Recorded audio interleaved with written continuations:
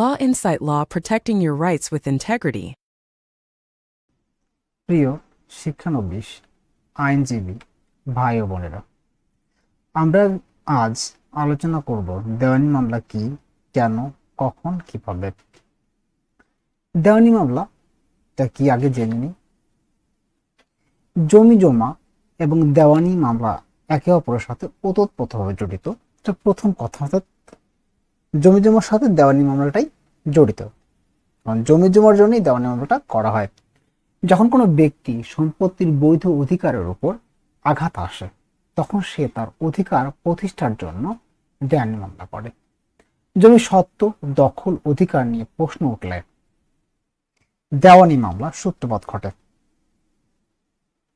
সময় মতো registration, mutation, খাজনা, জমির ভূমি উন্নয়ন কর পরিশোধ না করা, বেনামি লেনদেন এবং সিলিং অতিক্রান্ত জমি নিজের দখল রাখার কারণে মামলা মোকদ্দমার উদ্ভব হয়।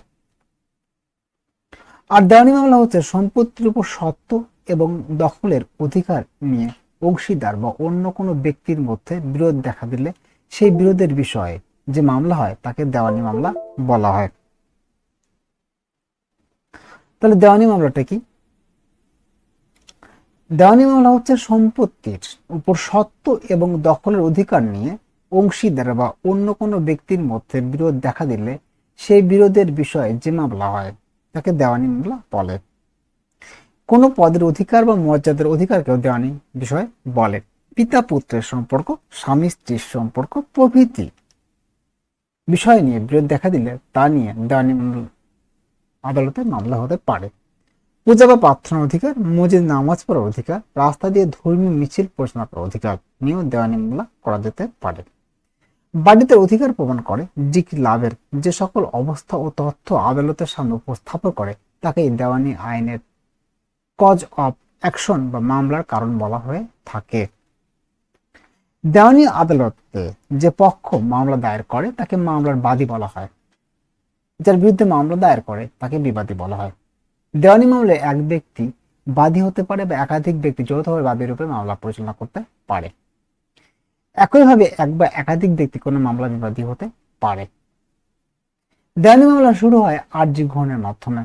বাদী তার মোকদ্দমার বর্ণনা ও প্রতিকার আর্জিতে উল্লেখপূর্বক প্রয়োজনীয় কোর্ট ফি সহ সংশ্লিষ্ট আদালতে মোকদ্দমাটি দায়ের করবেন। বাদী পক্ষ থেকে দেওয়ানি মোকদ্দমা দায়ের প্রক্রিয়া। প্রথম ধাপ, বাদী পক্ষ কি ধরনের মোকদ্দমা করবে তা জেনে আর্জি তৈরি করতে হবে। তাহলে কি ধরনের আর্জি তৈরি করতে হবে? বাদী পক্ষ কি ধরনের মোকদ্দমা করবে তা জেনে আর্জি তৈরি করতে হবে। মোকদ্দমার তায়দাদ বা মূল্যায়ন অনুযায়ী আর্জিতে কোর্ট ফি লাগাতে হবে। দ্বিতীয় ধাপ, ওকালতনামা তৈরি করতে হবে এবং ওকালতনামায় বাদীর স্বাক্ষর নিতে হবে। তৃতীয় ধাপ, বিবাদী কতজন তা দেখে সমনের ফর্ম আনতে হবে। একজন বিবাদীর জন্য 3টি করে ফর্ম পূরণ করতে হবে। একজন বিবাদীর জন্য কয়টি ফর্ম পূরণ করতে হবে? 3টি। একজন বিবাদীর জন্য 3টি ফর্ম পূরণ করতে হবে। এখানে প্রশ্ন হতে পারে, একজন দেওয়ানি মামলার ক্ষেত্রে সমনের ফর্ম আনতে হবে, একজন বিবাদীর জন্য কয়টি ফর্ম পূরণ করতে হবে?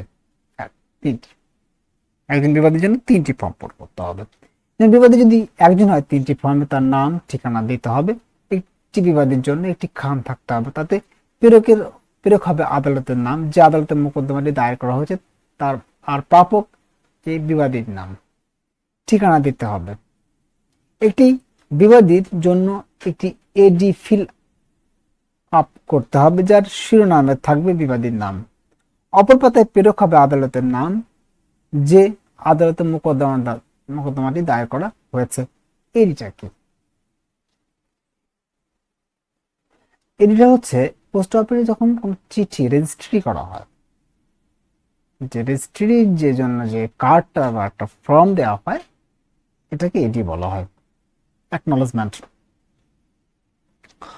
চতুর্থ ধাপ, একটি প্রসেস ফি দাখিল করতে হবে, 10 টাকা বা 5 টাকার কোর্ট ফি সহ। তাহলে প্রসেস ফি কত টাকার? 10 টাকা বা 5 টাকার। পঞ্চম ধাপ, বাদী মামলার পক্ষে যে সকল ডকুমেন্টস দাখিল করতে চায় তা একটি ফ্রি স্লিপ ফর্মের মাধ্যমে দাখিল করতে হবে। ষষ্ঠ ধাপ, যতজন বিবাদী ততটি আরজি ফটোকপি করতে হবে এবং সমনের সাথে পিন আপ করে দিতে হবে। 2টি আরজি বেশি ফটোকপি করতে হবে নিজের জন্য। সপ্তম ধাপ, অবশেষে সব একত্রিত করে বাধাই করে যে আদালতে মোকদ্দমাটি দায়ের করা হবে তার শিরস্থায় গিয়ে মামলাটির এন্ট্রি করাতে হবে। দেওয়ানি আদালতে সেচেদার বা তার অনুপস্থিতিতে সেচেদার হিসেবে কর্মরত কর্মচারী মামলা আর্জি গ্রহণ করে এবং আর্জির গায়ে এবং এর সঙ্গে যুক্ত অর্ডার শিটে বা স্লিপে মামলা ফাইলিং নম্বর লিখবেন। তাহলে মামলা ফাইলিং নাম্বার লিখবে কোথায়? আর্জির গায়ে বা এর সঙ্গে যুক্ত অর্ডার শিট বা স্লিপ থাকলে সেখানে মামলার ফাইলিং নাম্বার লিখবেন। যেমন দেওয়ানি মামলা নম্বর 128/22। এর অর্থ হলো ওই আদালতে 22/2022 সালে 128 নম্বর দেওয়ানি মামলা। এরপর সেরেস্তার অর্ডার শিটে আলাদা করে সিলমোহর লাগিয়ে যিনি আর্জি উপস্থাপন করবেন তার কাছে ফেরত দেবেন। এরপর আর্জির সঙ্গে দাখিল হতে পারে এমন সব কাগজপত্রে মামলা নম্বর উল্লেখ করতে হবে। সেচেদার আর 12 নামক ফাইলিং রেজিস্টার, যাকে সুট রেজিস্টার বলা হয়, আর্জি বিষয়বস্তু ক্রমানুসারে লিপিবদ্ধ করবেন। সাধারণত যেদিন আর্জি গ্রহণ করা হয় সেদিন তা নিবন্ধন করা হয়। সেচেদার আর্জি পরীক্ষা করে আর্জির প্রথম পৃষ্ঠা বা প্রান্তে উপরিভাগে স্ট্যাম্প পর্যাপ্ত হয়েছে কিনা তা লিখবেন। অপর্যাপ্ত স্ট্যাম্প থাকলে তা উল্লেখ করবেন এবং বাকি স্ট্যাম্প আদায়ের পর দ্বিতীয় পার্তে উল্লেখ করে প্রত্যয়ন করবেন। 21 দিনের মধ্যে বাকি স্ট্যাম্প দিতে হবে। এভাবে একটি দেওয়ানি মোকদ্দমা করা হয়।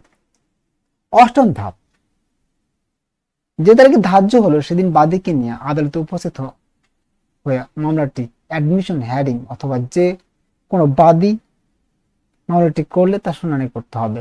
আদালতে মামলাটি আমলে নিলে এস আর এর জন্য সমন ফেরতের জন্য পরবর্তী তারিখ পড়বে। এই তারিখটি এডি এর অর্থাৎ প্রাপ্তি স্বীকারের জন্য নির্ধারিত থাকে। আশা করা হয় যে ওই দিনের মধ্যে ডাক সমন জারি হইয়া এডি আদালতে ফেরত আসিবে। সমন ঠিকঠাক মতো জারি হইলে বিবাদী এই দিনে ওকালতনামা যোগে আদালতে হাজির হবে এবং মোকদ্দমার জবাবে তথা লিখিত বিবরণ দাখিল করার জন্য সময়ের চেয়ে দরখাস্ত দাখিল করবে। এরপর পরবর্তী তারিখে লিখিত জবাব তথা WS রিটার্ন স্টেটমেন্টের জন্য নির্ধারিত হবে। আর্জি ফেরত বা প্রত্যাখ্যান। আর্জি ফেরত বা প্রত্যাখ্যান হওয়া উচিত মনে করলে সেটা তার বিচারকের কাছে উপস্থাপন করবেন। বিচারক আইন অনুসারে প্রয়োজনীয় ব্যবস্থা নেবেন। যে কোনো কারণ আর্জি সঠিকভাবে মূল্যায়ন না হলে তা সংশোধনের জন্য পক্ষগণ নির্দেশ দেওয়া হয়, যার সময়সীমা 21। সমন জারি। একটি মামলা দায়েরের পর ধাপ সমন জারি। সমন দুই ভাবে জারি হয়, আদালতের জারিকারক পদাধিকের মাধ্যমে এবং আদালতের শেষতা কর্তৃক ডাকযোগে। সমন কতভাবে জারি হয়? দুই ভাবে। একটা আদালতের জারিকারকের পদাতিক মাধ্যম এবং আদালতের শেষতা কর্তৃক ডাকযোগে। সমনের সঙ্গে মামলার আর্জি, বাদীর ফিরিতে যুক্ত কাগজের কপি, আর্জি বিষয়ের সঙ্গে সঙ্গতিপূর্ণ কাগজপত্র যা আর্জি দাবিকে সমর্থন করে।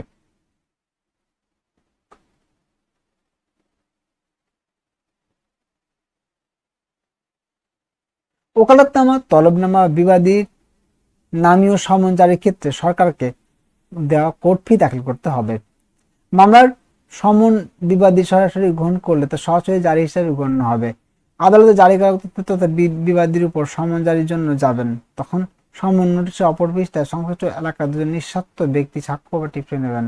সাধারণত সমন বিবাদীর উপর ব্যক্তিগতভাবে জারি হতে হয়। তার অনুপস্থিতিতে তার পক্ষে ক্ষমতাপ্রাপ্ত প্রতিনিধির উপর সমন জারি হতে হবে। যদি ক্ষমতাপ্রাপ্ত কোনো প্রতিনিধি পাওয়া না যায় তবে পরিবারের প্রাপ্তবয়স্ক পুরুষ সদস্যের উপর জারি করতে হয়। এক্ষেত্রে ভিত্ত পরিবার সদস্য হিসেবে গণ্য হবে না। দেওয়ানি কার্যবিধি আদেশ 5 নিয়ম 12 ও 15। তাহলে ভিত্ত পরিবারের সদস্য হিসেবে গণ্য হবে না। দেওয়ানি কার্যবিধি কত নং আদেশে রয়েছে? 5 নং আদেশে। কত নং নিয়মে? 12 ও 15 নং নিয়মে। বিরোধিতার পক্ষে ক্ষমতাপ্রাপ্ত কোনো প্রতিনিধি বা তার পরিবারের কোনো প্রাপ্তবয়স্ক পুরুষ পাওয়া না গেলে বা সমন গ্রহণ না করলে বিবাদী বাসগৃহে, বহির্দ্বারে বা অন্য কোনো প্রকাশ্য স্থানে প্লটকে সমন জারি করতে হবে। দেওয়ানি কার্যবিধির আদেশ 5 নিয়ম 17। তাহলে এখানে একটা প্রশ্ন থাকে যে বিবাদী বা তার পক্ষে ক্ষমতাপ্রাপ্ত কোনো প্রতিনিধি বা তার পরিবারের কোনো প্রাপ্তবয়স্ক পুরুষ পাওয়া না গেলে বা সমন গ্রহণ না করলে বিবাদী বাসগৃহে বহির্দ্বারে বা অন্য কোনো প্রকাশ স্থান লটকে সমন জারি করতে হবে। দেওয়ানি কার্যবিধি কত নং আদেশে ছিল? 5 নং আদেশে ছিল, নিয়ন্ত্রিত 17। এক্ষেত্রে জারিকারক সমন নোটিশের অপর পৃষ্ঠায় সংশ্লিষ্ট এলাকার দুজন নিঃস্বার্থ ব্যক্তি স্বাক্ষর বা টিপসই নেবেন। এক্ষেত্রে জারিকারক সমন নোটিশের অপর পৃষ্ঠায় সংশ্লিষ্ট এলাকার দুজন নিঃস্বার্থ ব্যক্তি স্বাক্ষর বা টিপসই নেবেন। সাময়িক অনুপস্থিতিতে বিবাদীর বাসগৃহে বহির্দ্বার সামনে সমন লটকিয়ে জারি করা যুক্তিসঙ্গত নয়। যদি ওই বিবাদীকে তার বাসগৃহে পাওয়ার সম্ভাবনা থাকে তবে পুনরায় তার বাড়িতে সমন জারি করতে হবে। জারিকারক সমন জারি ফেরত দিলে নাজির যথাসম্ভব দ্রুত কমপক্ষে মামলা ধার্য তারিখ 2 দিন আগে সংশ্লিষ্ট আদালতে ফেরত দেবেন। অপরদিকে ডাক যোগে পাঠানোর পর ডাক রসিদ বা অ্যাকনলেজমেন্ট ভিউ থাকলে 1 মাস অতিবাহিত হওয়ার পর এডি ডাক সমন হিসাবে গণ্য হবে। বিবাদী একের অধিক হলে প্রত্যেকে প্রতি সমন জারি করতে হবে। এছাড়া সমন সংশ্লিষ্ট জেলা নেজারত বিভাগের মাধ্যমে পাঠাতে হবে। ধন্যবাদ সবাইকে, সবাই ভালো থাকবেন।